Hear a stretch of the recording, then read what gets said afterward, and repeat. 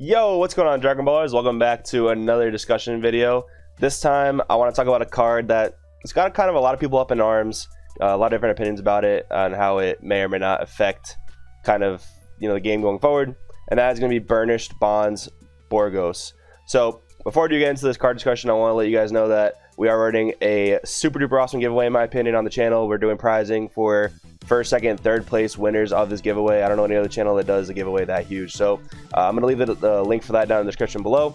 So please do check that out. I want you guys all to get your chance to win. That's going to be finishing up at the end of November into December 1st. So definitely hit that up. If you're new to the channel, hit that subscribe button. Give this video a like. You'd be really awesome for doing that. We'll get into this discussion video.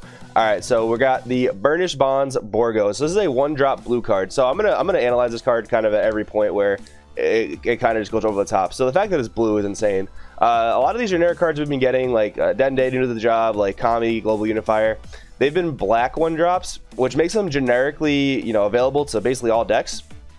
And I think that's a good thing and a bad thing, I guess. I mean, I think it's good that every deck in the game has access to energy hate. I mean, maybe I don't think that's a good thing, because I think energy hate's kind of degenerate. But at the same time, these objection strategies, that like objection to the Gogeta 7 is pretty degenerate as well. Maybe degenerate's an over exaggeration of the term, but it's pretty crazy. So the fact that there's that energy hate and it punishes you for using objection, I guess maybe that is a healthy thing for the game. But the fact that they're all one-drop black cards means that they're very generally accessible to basically the entire pool of decks. Whatever deck you can play this card in your deck. Dende and Kami and Kronoa. This card's a one-drop blue card, and I know like that 90% of the decks in the metagame do play blue, but it kind of just keeps you strung to that blue color. It means you still have to play it if you want to play the one-drop Borgos to hate on energy manipulation, which we'll get into the effect in a little bit. But it means you have to play that blue to play that. So a little bit restricted there. I think if you're going to print cards that are supposed to hate on certain things, they should probably be a little bit more generic, or at least, and we don't know the spoilers for the rest of the colors. Maybe there'll be one of these for each color. Maybe there'll be a different type of hate for each color. So if you want to hate on, I don't know, boards that go wide in a different way, maybe they'll do that for green. Who knows? They could be doing different cards like this for different colors. That's definitely not outside the realm of possibilities. But if they're not going to do anything like this for energy manipulation, I maybe should have made it accessible to more colors. But we'll get into the rest of what it does. 5k combo. So auto, when you play this card, draw one card. This is the next step of how they put these floodgate-esque cards over the top. This is, in my opinion, a floodgate-esque card, just very similar to Dende, Kami, Kronoa, all three of which draw you a card and then have some, and even that Isekai that bottom decks a card when your opponent plays a battle card on your turn. So all these cards have these really restrictive effects in terms of like they stop your opponent, they punish your opponent for doing a certain type of game mechanic, and then on top of that they draw a card. I think if you're gonna have effects that are this powerful, they really shouldn't replace themselves. It shouldn't also advance your game state while hindering your opponent's game state to the degree that these cards do that. That might be a little bit unhealthy, but it is what it is. It's a one-drop blue. This, honestly, in my opinion, this card probably replaces Isekai and Energy Boosted Majin Blue just immediately right off the bat, just because of how good its secondary effect is. So we'll get into the really busted effect now. Auto, once per turn. So I believe the way in this game it works, we haven't seen too many instances yet, but I do believe that if you have multiple Burgos out, this once per turn can trigger multiple times. If I am wrong, do correct me in the comments below, but I do believe it's how it works. So if you have multiple Borgoses, you can trigger this effect multiple times, even though it does say once per turn. But if I am wrong on that, definitely correct me down in the comments below. Let me know if you guys have a source of the ruling on that. That'd be really helpful. So, well, once per turn, during your opponent's turn, if your opponent switches their energy to active mode using a non-awakened skill, shoots one of your opponent's energy and place it in the owner's drop area. So I'll note one thing they did right. They did not allow this to trigger from awakened skills. So that means like, your flip over, your awakened, untap 2 leaders are still playable, because if this thing did that to untap 2 awakened leaders, that would have been a really huge problem. And there are answers to this card, which I'm going to get to in just a little bit. I do wish that they, basically didn't allow this to hit leader skills in general, like rip my boy Soul Striker. I mean, I'm going to talk about that in a bit as well, but they didn't decide to go that route for whatever reason. So that's what this card does. You get to choose up one of your opponent's battle cards, energy cards, place in the drop area if they untap energy on their own turn. Not on your turn though, so that if you're attacking them, they're still free to use their sensu beans, free to use their Weese's coercions, their dimension magics. That's a good thing. I'm glad that that's part of it, but I do think this effect is very, very good. It's borderline busted, and I would be a little bit more wary about it if we didn't have decent answers to it. So we're going to hop over to Shenron's lair and we're going to check out the cards I've pulled out to talk about. So Super Saiyan God Son Goku, the Soul Striker leader, one of my favorite leaders in the game. If you've been following the channel, you know how much I love this leader. We put out a lot of profiles of this leader, but this leader is taking an indirect hit on what I think they printed as an answer, you know, something for more like Storm, because, you know, Storm has several insane components. I mean, like I've said this a couple times, it's not one card in Storm that's busted. There are several. The whole deck is basically comprised of really good cards, and that's why it's so good and so consistent and, you know, pretty degenerate. So they printed this card, and I think in order to stop the energy manipulation of Storms doing things so early, because one of the reasons that you can get so many attacks per turn is because of all the energy manipulation. Just on one yellow, one blue, you can generate so many different attacks. But Soul Striker gets hit by that because his ability does untap energy, not due to his awakened skill, but due to his auto. So that's kind of sad that he does get hit by that. But Soul Striker can play one of the best answers to this card. So we're going to get into what this card is meant to hit. So we talked about it already. This card's meant to hit Senzu Bean and Unyielding Spirit Trunks offensively. So if you're the player that has the Borgos on the board and your opponent is on their turn, they're trying to do a whole bunch of shenanigans with Senzu Bean and Unyieldings, you can punish them for that by placing one of their energies in the drop area, which, you know, these cards being able to untap so often on offense is really busted.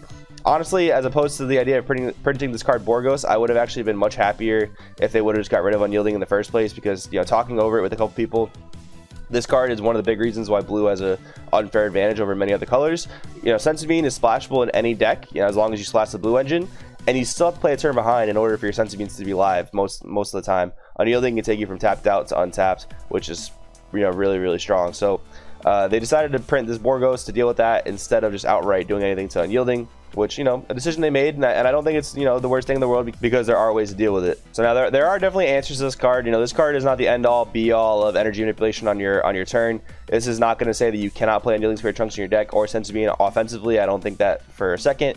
You just have to kind of figure out the answers, and you have to play the answers to this card. So we'll talk about a couple. So like I said before, I am kind of hurt that this card hurts Soul Striker so much, but Soul Striker not being an aggressive deck, you can afford to play a Crisis Crusher turn 1 and deal with that. So Crisis Crusher, you know, in a format where all these 1-drops are going to be super duper powerful, which it looks like we're going to be moving into a state of the game that's going to be a lot like that.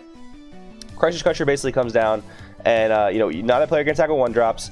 If you have no battle cards, you can treat it as a 1-drop and play it for 1. You reduce the energy cost of it by 2. So Soul Striker can afford to do that turn 1 because, you know, it's not an early game deck. It's a mid to late game deck in most cases. So activate main once per turn, choose up to one of your opponent's battle cards, energy cost 1 or less, and KO it. So you get to deal with that Borgos before you do any of your energy untapping, which is fine, because then your opponent either has to play answers to Crisis Crusher, or they play their Borgos down and they lose them almost immediately after that. So that is a decent answer to that. I do also want to mention that Storm can potentially play Crisis Crusher, as odd as it sounds, because, you know, you want to be attacking with your Bardox. You don't want to be restricting your own swings. But what you can do in Storm is, you know, turn 1, if they've dropped the Borgos, you can play the Crisis Crusher. You can pop the Borgos. You're not really going to be able to kill your opponent on 1 energy anyway, so there is that. But what you can do is, let's say your opponent went second, so you went first, charge your energy, you know, maybe played a Bardock, took a life, brought it back to hand, whatever.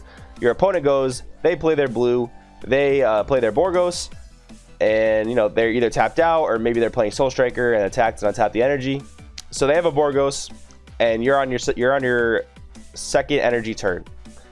You, as a Storm player playing Rudigarn, you can play your Crisis Crusher for 1 energy because you control no other battle cards. You make sure that's your board state at that point if you have to. You play the Crisis Crusher down. You can pop their Borgos. Then you can attack with your leader, combo the Crisis Crusher away, and then, you know, you're basically all set to go from there because the Crisis Crusher's off the board, and now you can go, you know, you can attack Rudigarn, you can Crisis Crusher combo into your leader attack, and then Senzu Bean combo into your leader attack, untap your energy, and then you could do your normal Storm things, and you've dealt with the Borgos that way. So that's actually a relatively decent answer. In a similar fashion, you can use Sun Goten Family of Justice as well. You attack with the leader, you combo the Goten Family of Justice, you pop the Borgos, and then you, in the same combo, you can just add in a Senzu Bean and, you know, continue with your plays. Bardock into Goten, into more Senzu Beans, into more Unyieldings, and get no punishment for that. So those are 2 relatively decent answers that both Soul Striker and Storm can play. What else does Storm play in their main deck? Well, they play Legendary Flute, you know, even though it is the 1 of. So you treat it just like you're fluting back an opponent's blocker. You do the thing right there. You flute, target their Borgos, bounce back to their hand. Now I have this Frieza biding his time here. This is another interesting card you can play because, you know, we talk about Borgos, but you can't look at Borgos in a vacuum necessarily because it seems like they're going to be printing a lot of hate coming in this set. You know, we've only seen the blue spoilers and we see this card that just screams Storm hate like crazy. And we've already seen spoilers for Son Goku striving to be the best. You know, your opponent cannot attack with 2 drops or less, and it has barrier, so something like Family of Justice Goten can't deal with that.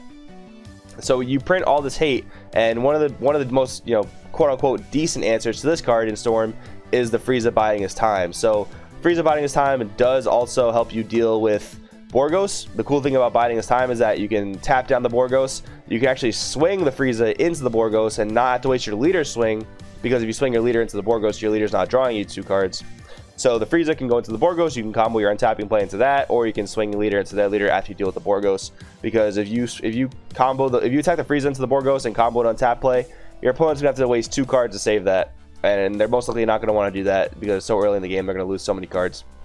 So that is a way to deal with it. And it seems like, you know, with the introduction of striving to be his best, the Frieza biding his time may be a card that Storm has to main deck in order just to deal with that. So something else to consider. And, you know, and Borgos can hurt other decks, not only just Storm. It can hurt any deck that wants to get a big playoff on offense. You know, Shenron decks, when they're at 5 or 6 energy, they still want to send somebody on offense sometimes to get their plays off. Soul Striker, of course, in mid to late game, always wants to be using its leader ability. And you know, there's some options listed here. There are other options depending on what state of the game you're in. You know, if this is a turn 5 play, you want to untap energy, you have the 5-drop Gogeta. Turn 4 play, if you're playing green, you have Kami's Power Piccolo. If you're playing androids, maybe with the blue package, you have all the androids that pop cards. So there are a bunch of answers to this. But now I'm going to pose a question to the community. I want to know what you guys think down in the comments below. With the introduction of Son Goku striving to be the best, which basically just floodgates all 2 drops or less from attacking, and the introduction of Borgos, which punishes energy manipulation offensively, is this going to be enough to push Storm out of the player base? I think for the results of Nationals, you know, obviously Storm did win, and it was a Storm mirror match in the finals, but maybe this is only anecdotal evidence. But I know a lot of people that really didn't face a lot of Storm in the main event. You know, while Storm is probably still the best deck and most degenerate deck, I think people aren't playing it for a lot of reasons. It's very degenerate. It's not super duper fun to play. You don't really get to play much of a game with your opponent if you do enjoy, you know, more back and forth. You know, play style, in my opinion, is a very real thing. And if you're not an aggro player, you want to, you know, you want to feel like you outplayed your opponent. You want to feel like you're controlling your opponent.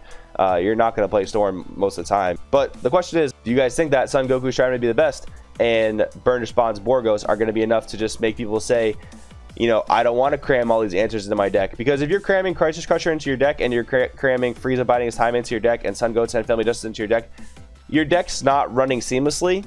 You're having to do awkward plays in order just to do what your deck wants to do. And maybe through testing, you know, I definitely have not tested these interactions enough. Maybe through testing, maybe it's gonna work out in the end. You know, using 1 energy to combo your Goten to get rid of the Borgos, or, you know, play the Crisis Crusher for 1 energy, combo it away to do your plays. It doesn't sound like the most detrimental thing to Storm. I actually think that the Goku is a lot more detrimental because you have to play, you know, in my opinion, worse answers like biding his time and the Bardock that attacks active modes. But I want to know what you guys think down in the comments below. Let me know. Do you guys think Storm is going to get phased out because of all these different hate cards are printing? And who knows what'll happen by the time we see the spoilers for the other colors and what kind of hate those colors get. I think blue, you know, I think these cards are good in terms of hate on Storm for blue, but I hope that these other colors get even more Storm hate, you know, more defensive abilities, because blue is very defensive. Red, green, they're a little bit lacking in the defensive category. But like I said, let me know what you guys think down in the comments below about these cards and how they're going to impact Storm in the future. Thank you guys so much for watching. If you haven't hit the subscribe button by now would be a great time to do that. If you drop a like as well, that'd be super duper awesome. Thank you guys so much for watching. My name is Joey. This is Crossroad TCG, and I'll see you next time.